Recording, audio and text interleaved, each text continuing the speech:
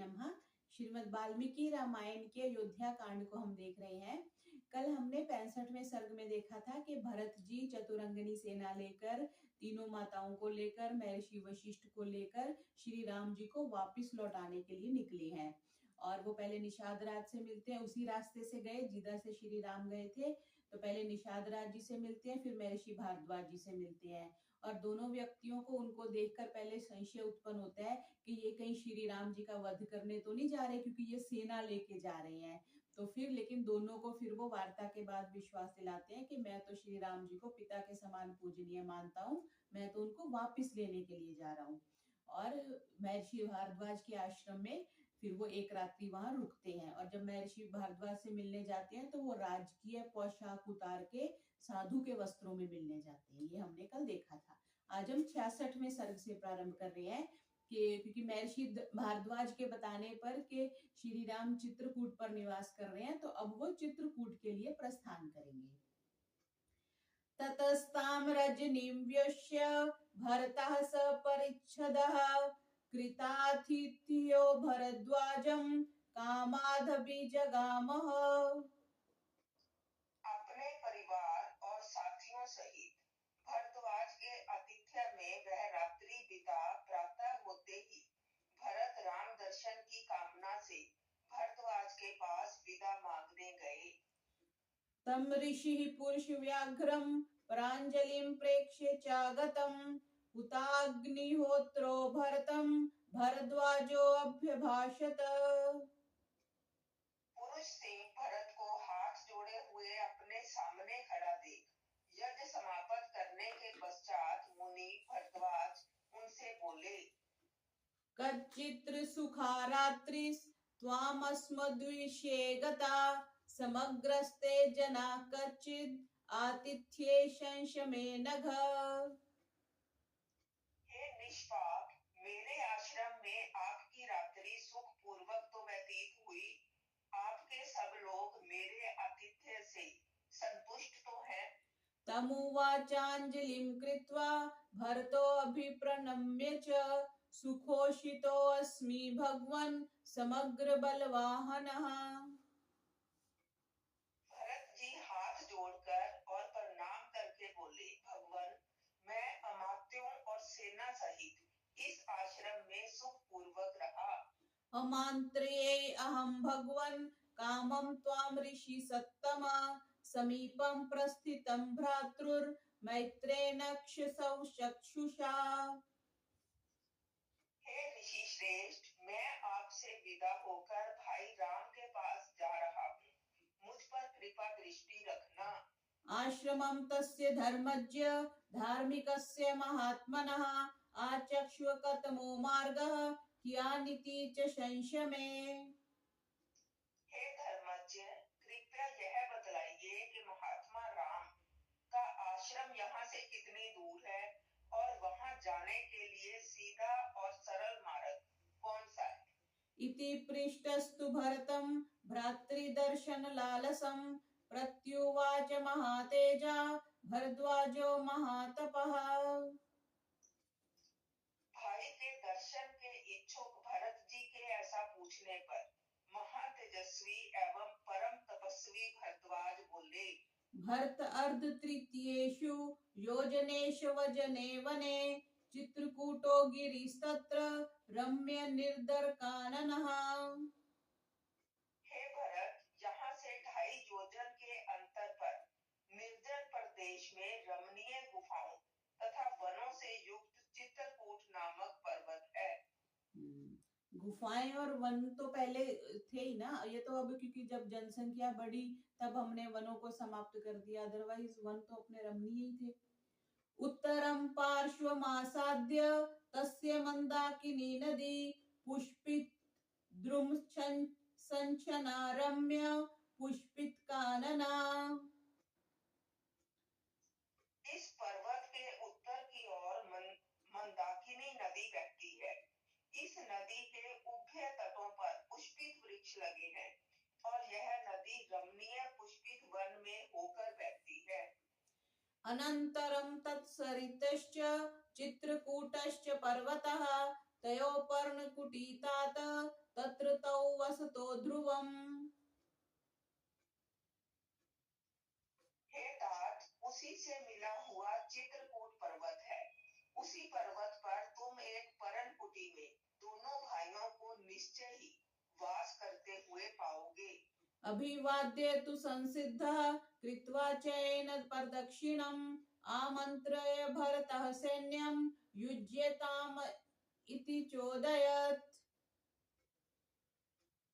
श्री राम के निवास स्थान को जानकर भरत ने महर्षि भरद्वाज का अभिवादन और प्रदक्षिणा करके उनसे आज्ञा लेकर अपनी सेना को प्रस्थान करने का आदेश दिया।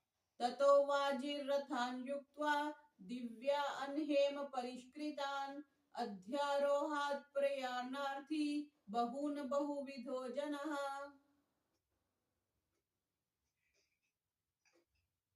भरत जी की आज्ञा पा प्रस्थान करने वाले बहुविध लोग स्वर्ण से अलंकृत दिव्य रथों में घोड़ों को जोड़कर उन पर आरूढ़ हो गए।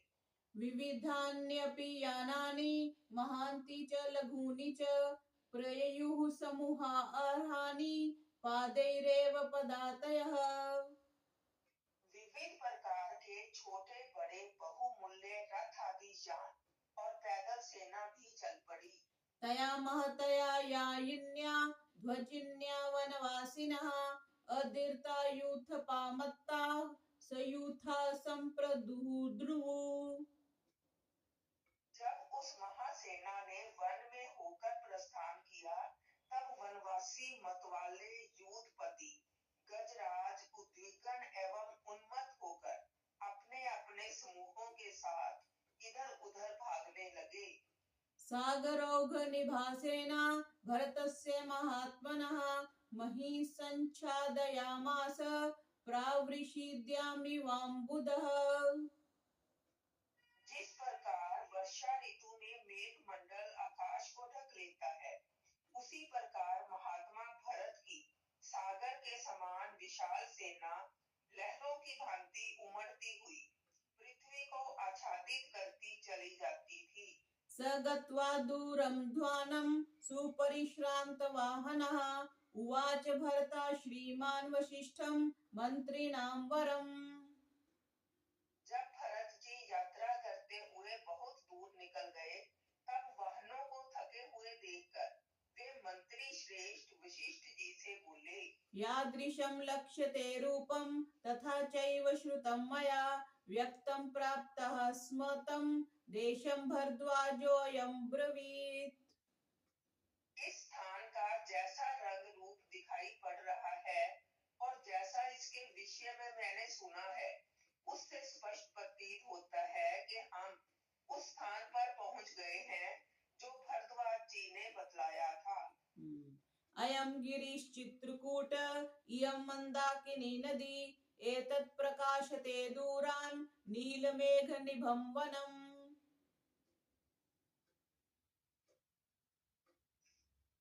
देखिए, यह चित्रकूट पर्वत है, यह मंदाकिनी नदी है और यह वह वन है जो दूर से नीले मेघ की भांति दिखाई देता है। साधु सैन्यः प्रतिष्ठन्तां विचिन्वन्तु च काननम् यथा तौ पुरुषव्याघ्रौ दृश्यते राम लक्ष्मणौ। योग्य सैनिक वन में जाएं और सावधानी से अन्वेषण करें, जिससे वे पुरुष सिंह राम और लक्ष्मण दिखाई पड़ जावे। भरतस्य वचः श्रुत्वा पुरुषा शस्त्रपाणयः विविशुस्तद्वनं शूरा धूम्राग्रं ददृशुस्ततः। भरत की बात सुनकर हाथों में शस्त्र लिए हुए सैनिक लोग वन में प्रविष्ट हुए और कुछ ही दूर पर उन्होंने एक धूम शिखा देखी। ते समालोक्य धूमाग्रम् ऊचुर्भरतमागतः न अमनुष्य भवत्यग्निर्व्यक्तम् अत्रैव राघवौ। उस धूम शिखा को देख उन लोगों ने लौटकर भरत जी से कहा, बिना मनुष्य के अग्नि नहीं होती, अतः राम लक्ष्मण स्पष्टतः यही हैं। तत्श्रुत्वा भरतस्तेषां वचनं साधु सम्मतं सैन्यानुवाच सर्वांस्तान् मित्रबलमर्दनः। सैनिकों का यह शिष्ट सम्मत वचन सुनकर शत्रुओं का मान मर्दन करने वाले भरत जी ने उनसे कहा, शास्त्र सम्मति बात कही ना कि अग्नि तो कोई मनुष्य ही जलाएगा। हम भी कहीं ट्रैवल करते हैं, पहाड़ों में जाते हैं या यात्रा में देखते हैं, तो जहाँ अग्नि जल रही होती है तो समझ आती है कि यहाँ पर कोई साधु संत किसी की कुटिया रही होगी। यत्ता भवन्तस्तिष्ठन्तु नयेतो गन्तव्यमग्रतः अहमेव गमिष्यामि सुमंत्रो गुरुरेव च। अच्छा, आप लोग शांति पूर्वक यहीं ठहरे रहें, यहाँ से आगे ना जाएं। सुमंत्र और गुरु वशिष्ठ जी को साथ ले, मैं ही आगे जाऊंगा।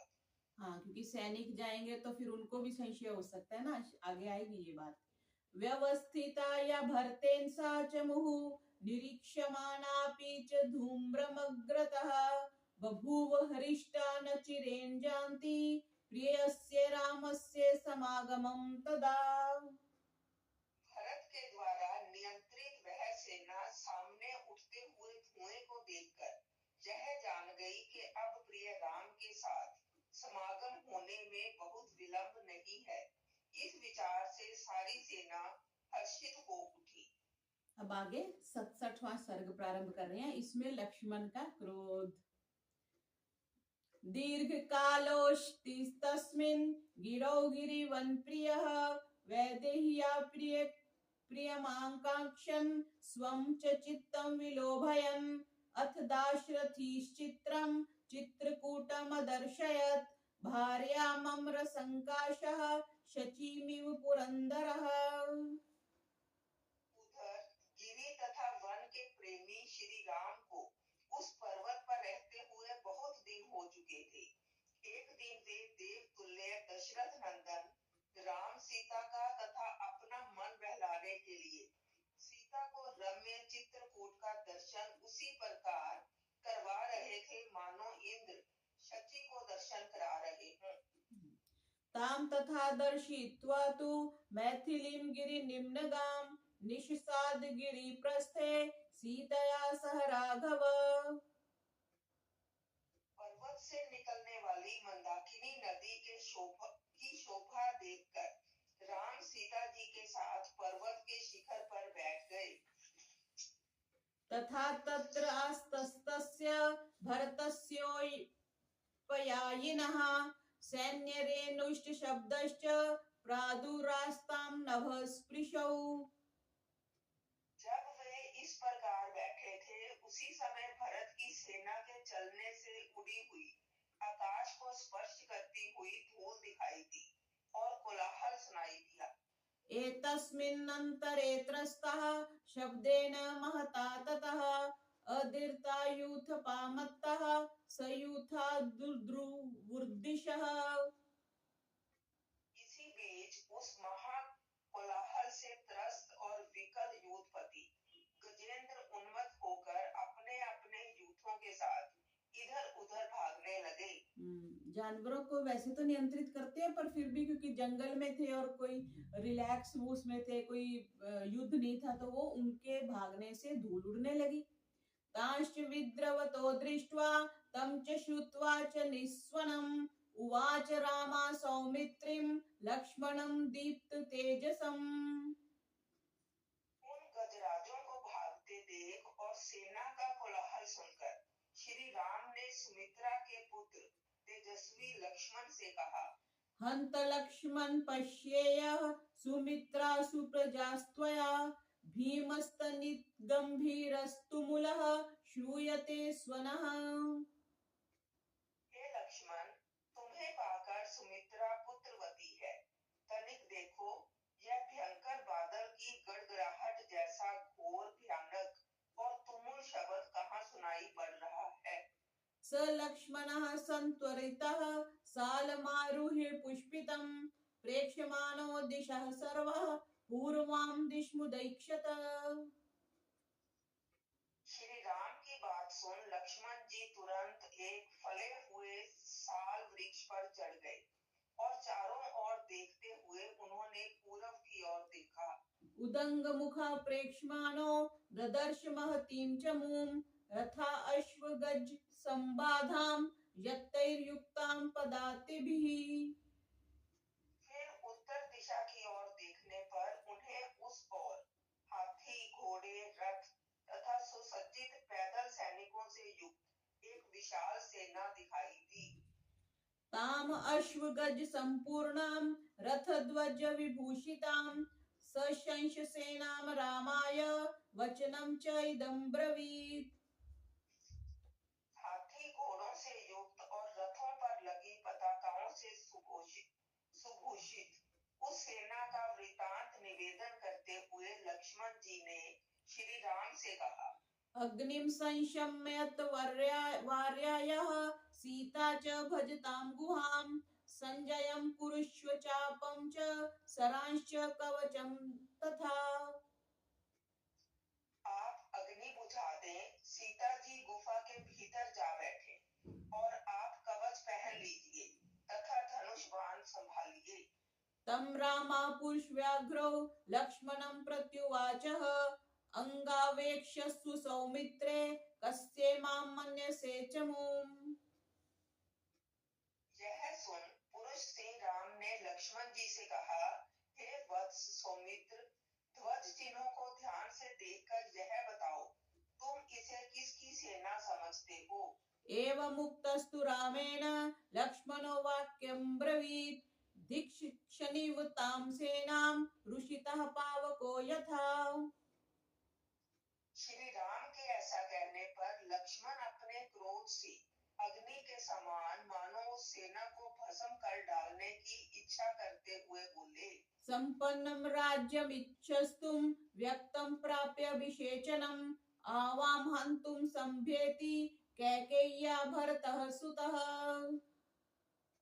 स्पष्ट दिखाई दे रहा है कि अभिषेक के पश्चात निष्कंटक राज्य पाने के लिए कैकेयी का पुत्र भरत हम दोनों का वध करने के लिए आ रहा है। गृहीत धनुषौ चावां गिरिं वीरश्रयावहे अपि द्रक्ष्यामि भरतं यत्कृते व्यसनं महमत्। हे वीर, धनुष बाण लेकर हम पर्वत का आश्रय लें। जिस भरत के कारण हम पर विपत्ति आई है, आज उसे हम देख लेंगे। भरतस्य वधे दोषं न हि पश्यामि राघव पूर्व अपकारिणं हत्वा न ह्यधर्मेण युज्यते। हे राघव, मुझे तो भरत के मार डालने में कोई दोष दिखाई नहीं देता। पूर्व अपकारी को मारने से कोई पाप भी नहीं लगता। पूर्वोपकारी भरतस्य त्यक्त धर्मश्च राघव एतस्मिन् निहते कृत्सन् अमनुषाधीव सुंदराम। भरत ने पहले अनिष्ट किया है और यह धर्म को त्याग चुका है, अतः इसका वध करके आप संपूर्ण पृथ्वी के राज्य का उपभोग कीजिए। अद्य पुत्रं हतं संखे कैकेयी राजकामुका मया पश्येत सुदुःखार्ता हस्ति भग्नमिव द्रुमम्। जैसे हाथी वृक्ष को उखाड़ फेंकता है, उसी प्रकार राज्य का मुख कैकेयी आज मेरे द्वारा रण में आहत अपने पुत्र को दुखी होकर देखे। कैकेयीं च वधिष्यामि सानुबन्धां स बान्धवां कलुषेनाद्य महता मेदिनी परिमुच्यताम्। मैं उस कैकेयी को भी उसके भाई बंधुओं और मंथरा आदि दासियों सहित मार डालूंगा, जिससे यह पृथ्वी कैकेयी रूपी महापाप से छुटकारा पा जाए। अद्येमं संयतं क्रोधं सत्कारं च मानद मोक्ष्यामि शत्रु सैन्येषु कस्येषु हुताशनम्। हे मानस, आज बहुत दिनों से रोके हुए क्रोध को और कैकेयी के किए हुए तिरस्कार को मैं शत्रु की सेना पर वैसे ही छोड़ूंगा जैसे सूखे तृणों के ढेर पर आग छोड़ी जाती है। शराणां धनुश्चाम्रिणोऽस्मि महामृधे ससैन्यं भरतं हत्वा भविष्यामि न संशयः। संग्राम में सेना सहित भरत का वध कर अपने धनुष और बाण के ऋण से निसंदेह उऋण हो जाऊंगा। इस प्रकार लक्ष्मण जी ने जब देख लिया कि भरत जी की सेना आ रही है, तो ऐसे ही लगेगा ना कि भरत जी अब राजा हो गए। तब मोबाइल फोन तो थे ही नहीं, टीवी तो था ही नहीं कि उनको सूचना मिल जाती या समाचार सुन लेते। तो उनको ऐसे लगा कि वो उन दोनों को मार के निष्कंटक राज्य पाना चाहते हैं, और लक्ष्मण जी क्रोधित हो गए। तो आज हमने यहाँ पे 67 सर्ग देखे। बोलिए मर्यादा पुरुषोत्तम श्री रामचंद्र की जय।